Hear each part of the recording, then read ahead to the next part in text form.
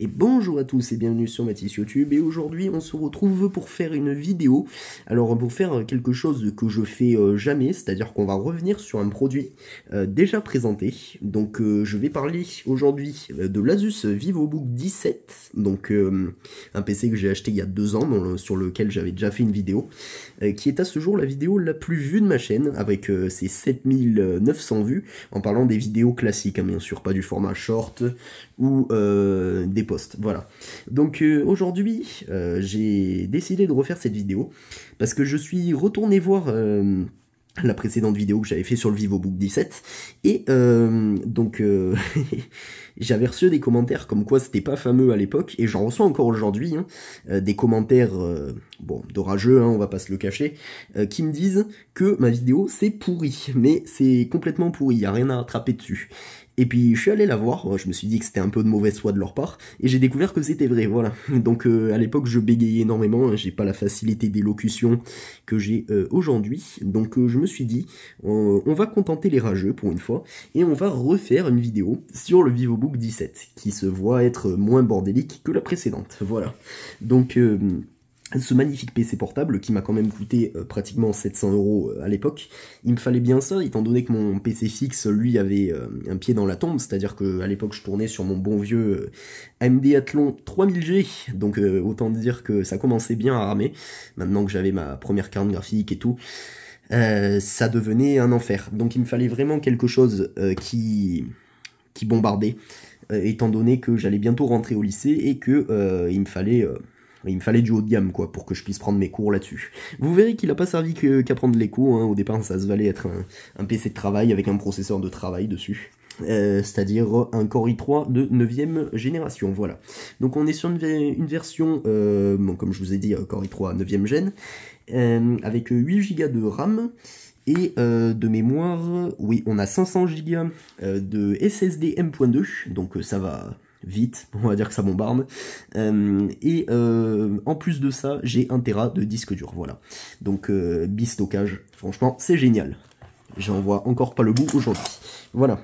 Alors, j'aime bien commencer par les I.O. sur les PC portables quand je les présente.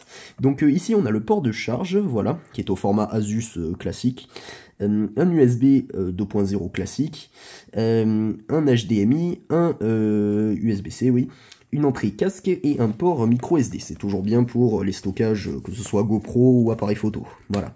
Et ici 2 ports USB. Donc on n'a pas beaucoup d'I.O., hein. En dessous du PC on n'a rien du tout. Bon, c'est très épuré, hein. C'est un PC portable extrêmement fin. Alors je vous prie également de m'excuser, mon trépied classique que j'utilisais est mort, voilà. Le support ici c'est cassé. Donc je suis obligé de prendre un trépied de GoPro. C'est un peu plus petit que ce que j'ai d'habitude, mais ça devrait faire l'affaire au moins pour cette vidéo, le temps que j'en recommande un.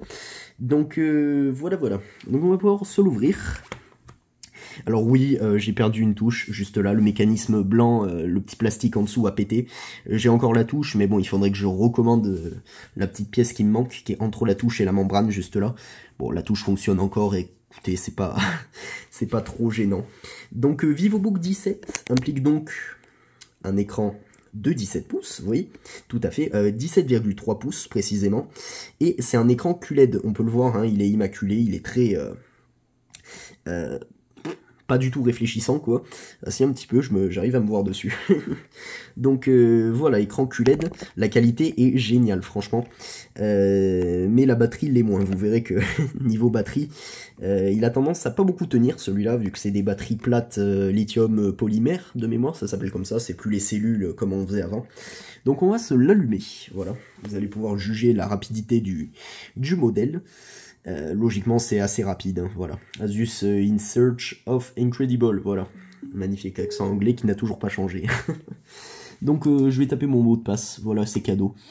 Mon mot de passe sur ce PC là, je vous laisserai le recopier sur tous vos PC. Voilà. Voilà, donc ça a démarré franchement hyper rapidement. Donc on voit un petit peu mes applications. Vous voyez schéma plique, LibreOffice et tout, ça se balait être un PC de travail. Vous pouvez voir que vers le haut, hop voilà, bon j'ai Fortnite, hein, vous m'excuserez, c'était à l'époque où j'aimais ça. Bon, Discord qui démarre, et mise à jour de Steam, voilà. Donc franchement c'est un PC portable qui remplit parfaitement son rôle d'être un PC léger, bon à part la taille de l'écran, hein, comme je vous ai dit c'est un PC assez grand, il rentre pas partout, dans mon sac il rentre pas par exemple, je suis obligé de me balader avec la mallette qui est fait pour, la mallette en tissu classique, voilà. Donc un magnifique trackpad, juste là. Il est, ma foi, très épuré, hein, avec on le voit pas, c'est à part le contour, hein, bien sûr, mais sinon c'est la même couleur, le même aluminium, voilà. Aluminium ou argenté, c'est comme vous voulez. Donc encore aujourd'hui, on peut le trouver pour 400 €, hein, je trouve ça encore assez cher pour un modèle qui a bientôt 4 ans. Donc c'était le dernier, hein, à l'époque j'avais pris le tout dernier de chez VivoBook. Ça c'est quoi? Ça c'est l'antivirus de merde qui est installé dessus, voilà. Voilà. Donc écoutez, que dire de plus sur ce modèle, à part que si vous voulez en acheter un, vous avez carrément ma bénédiction, tellement je trouve ce modèle génialissime. Le clavier pareil, c'est un clavier argenté, bon c'est peut-être un mauvais point parce que les touches on les voit pas très bien. Surtout quand il y a du soleil, parce que les touches sont écrites argenté sur de l'argenté, voilà. Donc un petit peu con là-dessus, je trouve. Donc, écoutez, j'ai refait cette vidéo. J'espère que, bon, logiquement, ça devrait être bien mieux que la première. Je sais pas si je l'ai précisé, c'est une version 8 Go de RAM.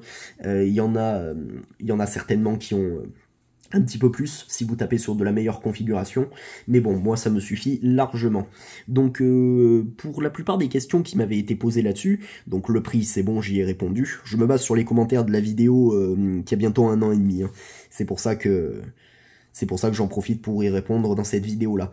On m'avait demandé si c'était fait pour du gaming, donc pas vraiment, étant donné qu'on a uniquement un Intel UHD Graphics dedans, donc pas de carte graphique physique, hein, réellement, c'est le processeur qui gère. Enfin, Intel UHD, quoi, vous m'avez compris.